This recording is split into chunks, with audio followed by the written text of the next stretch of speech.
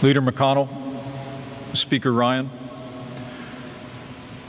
Leader Schumer, Leader Pelosi, distinguished members of Congress, members of the Cabinet,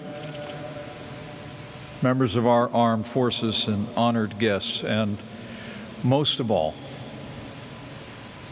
to the McCain family, to Cindy,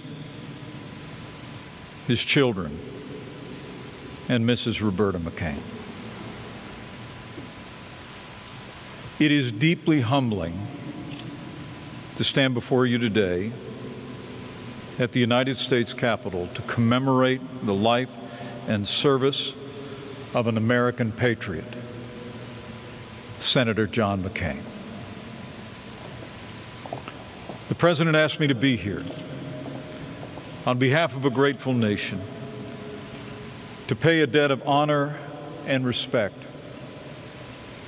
to a man who served our country throughout his life, in uniform and in public office. And it's my great honor to be here. In the long history of our nation, only 30 Americans have lain in state here in the United States Capitol Rotunda. Today, as a reflection of the esteem in which his colleagues and our country hold him, Senator John McCain joins those ranks. The son and the grandson of four-star admirals, John came from a family that prized military service. He entered the United States Naval Academy when he was just 17 years old. His service as a naval aviator took him around the world and eventually to the war in Vietnam. It was there, on his 23rd bombing run, that John was shot down and captured. Refusing early release for the sake of his comrades, he endured 5.5 years of confinement and torture. Then, as now, Americans marveled at the iron will of John McCain. But captivity did not diminish John's sense of calling or his commitment to mission. As he would later say, "I fell in love with my country when I was a prisoner in someone else's." And after he made it home, John traded service in the uniform of the United States for service in Congress, exchanging the rank of captain for congressman and later senator. For 35 years, John served in these very halls under this very dome. And he fought for what he believed in.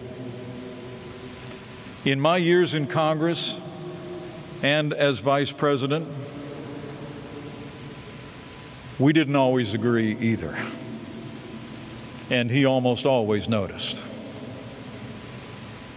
But his support for limited government, for tax reform, and support for our armed forces surely left our nation more prosperous and more secure, and he will be missed. As President Trump said yesterday, we respect his service to the country. Like many of you gathered here, I also had the privilege of traveling with Senator McCain to visit our troops overseas. Earlier this week, I told Cindy of a time on a trip through Iraq. After another 18-hour day, when I was literally falling asleep in the middle of a dinner with Iraqi officials. After the dinner, John, who was more than 20 years older than me, walked up, put his hand on my shoulder and said, "Mike, we've got a few more meetings tonight, but why don't you turn in? You look like you could use some rest." Thanks, John. Honestly, seeing him downrange, I never traveled with a colleague who was better to our enlisted or harder on our generals.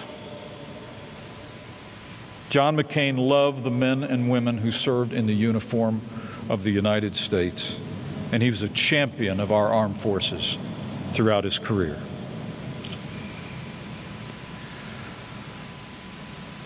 In every generation, there are those who put country first, who prize service ahead of self, who summon idealism from a cynical age. John McCain was such a man. Today, he lies in the place where he served to the last, the Congress of the United States. Soon, he will go to rest on the grounds where he served first, the United States Naval Academy. The eyes of the American people will be upon him as he goes. And so too will their prayers for him, and especially for his beloved family gathered here today. And we will pray that those who mourn shall be comforted. So we mourn with those who mourn, and we grieve with those who grieve, but we do not grieve like those who have no hope. Because John McCain, like millions of Americans, held firm to that hope from an old hymn that became the title of a book he wrote some 20 years ago, Faith of Our Fathers. The full stanza of that hymn reads,